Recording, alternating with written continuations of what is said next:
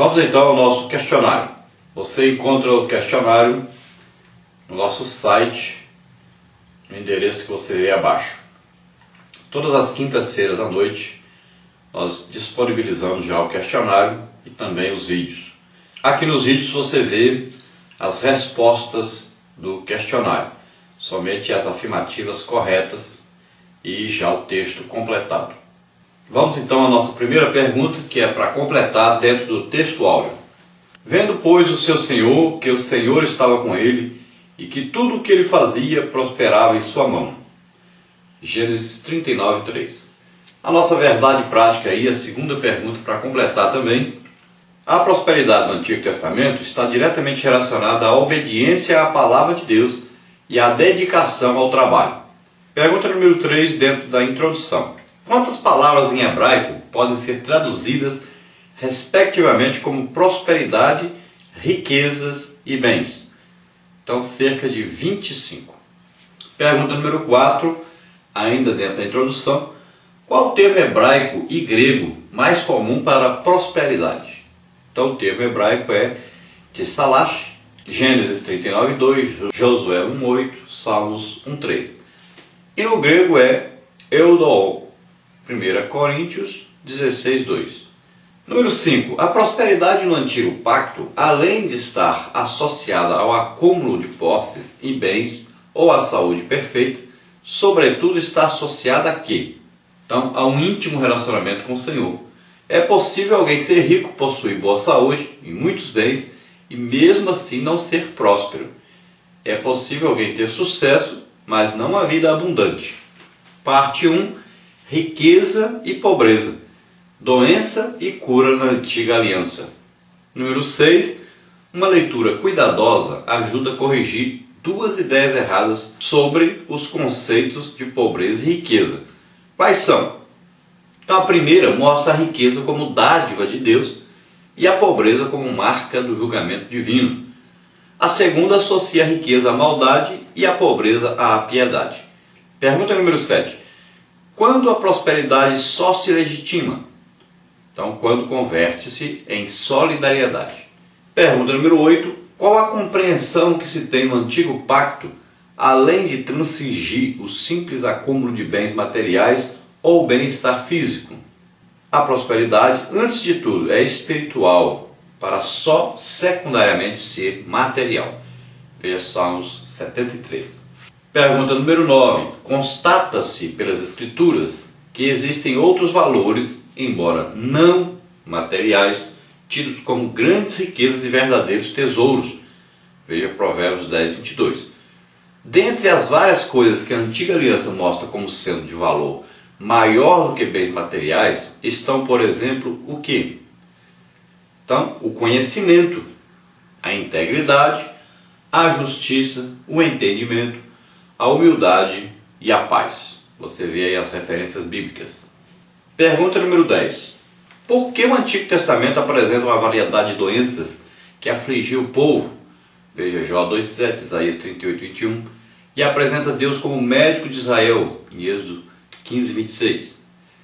Então a medicina era limitada e os médicos dos tempos bíblicos quase que se restringiam a tratar dos ferimentos exteriores. Pergunta número 11, complete.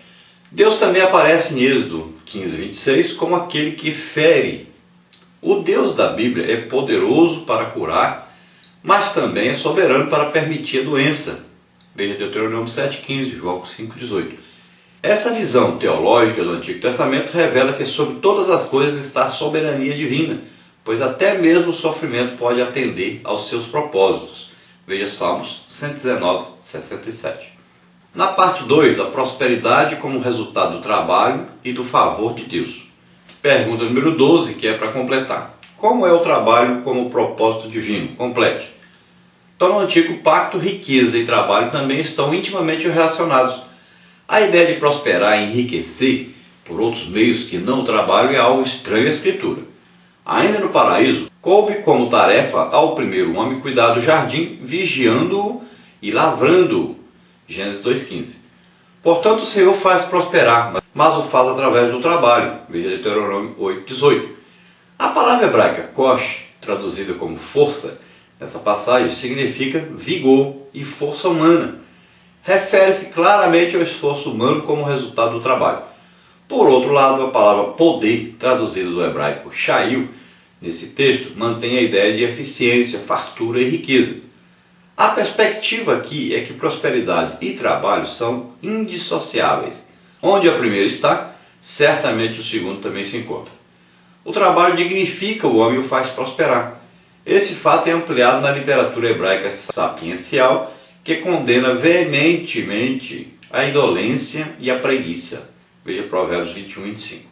Diante do Senhor, ninguém será considerado bom crente se negligenciar o trabalho. A esses cabe o conselho de Provérbios 6,6, pois os homens mais espirituais da Bíblia viviam dos labores de suas atividades. Número 13. Como é a bênção de Deus como favor divino? Complete. Uma ideia fundamental para se compreender a prosperidade no Antigo Testamento é o fato de ela acontecer como resultado do favor divino. A prosperidade é uma bênção de Deus ao homem. Veja Provérbios 10, 22. Até mesmo os incrédulos enriquecem em decorrência desse favor. Na teologia, isso é definido como graça comum, um favor divino dado aos homens indistintamente. É essa graça que faz a chuva vir sobre os bons e os maus. Veja Mateus 5,45. Quando se negligencia esse importante princípio, é fácil transformar o trabalho em mero ativismo em vez de algo prazeroso. Reconhecer o Senhor como a fonte de toda a prosperidade é a melhor forma de proteger-se da ganância, que persegue quem possui riquezas. Veja Salmos 127, 1 e 2. Na parte 3, princípios bíblicos para a prosperidade. Pergunta número 14. Quais os dois principais princípios bíblicos para a prosperidade? Então, retribuição e soberania divina. Número 15, para completar. Como é a lei da retribuição no Antigo Testamento? Complete. No período patriarcal, vemos Abraão ser abençoado porque obedeceu à voz do Senhor. Gênesis 14, 18 a 20. O mesmo acontece com os outros patriarcas. Veja Gênesis 25, 11, 30 a 43. No Pentateuco, a lei da retribuição é bem conhecida do povo de Deus. Veja Deuteronômio 27, 28. A obediência seria a causa das bênçãos da prosperidade, enquanto as maldições seriam o efeito da desobediência. Mas é sobretudo no período tribal que vemos esse princípio em toda a sua força. Veja Juízes 3:12, 4:1, 6:1, 10:6, 13:1. Para o autor dos Juízes, o resultado para a punição dos israelitas dava-se em razão de uma vida desobediente diante de Deus. Veja Juízes 21, 25. Durante a monarquia, período que vemos a atuação enérgica dos profetas, os reis eram avaliados pelo bem ou pelo mal que haviam praticado diante do Senhor. Veja 1 de Reis 15, 11, 2 de Reis 12, 2, 16, 2, 2 de Crônicas 28, 1. Pergunta 16. Como é o princípio bíblico para a prosperidade, segundo a soberania divina? Então, a teologia da Antiga Aliança deixa claro que a soberania de Deus deve ser levada em conta quando avaliamos as ações dos homens. Alguns textos revelam que os justos sofrem e os maus prosperam. Veja, por exemplo, Salmos 73. Embora pareça-nos paradoxal, é bíblico. O livro de Jó, por exemplo, detalha a luta de um homem que, à primeira vista, reconhecia apenas o princípio da retribuição. Os amigos de Jó compartilhavam a visão de que se alguém sofre ou passa revés na vida é porque cometeu algum pecado. Veja Jó 4:8. Todavia, o real propósito do livro não é apenas focalizar o sofrimento humano, mas revelar como Deus se relaciona com seus filhos. Veja Jó 42:3. Princípio que é fartamente demonstrado em um Novo Testamento. Por exemplo, em 2 Coríntios 12:7. Na nossa conclusão, nós temos aí pergunta número 17 para completar. A prosperidade no Antigo Testamento é resultado da bênção do Senhor sobre os empreendimentos do seu povo. A prosperidade não se fundamenta em méritos pessoais, mas é uma resposta à obediência que se constrói como resultado de um relacionamento correto com Deus. A prosperidade, portanto, não é meramente circunstancial, nem tampouco pode ser entendida apenas como uma lei de causa e efeito, mas deve levar em conta os atos soberanos do Senhor. Glória a Deus, aleluia.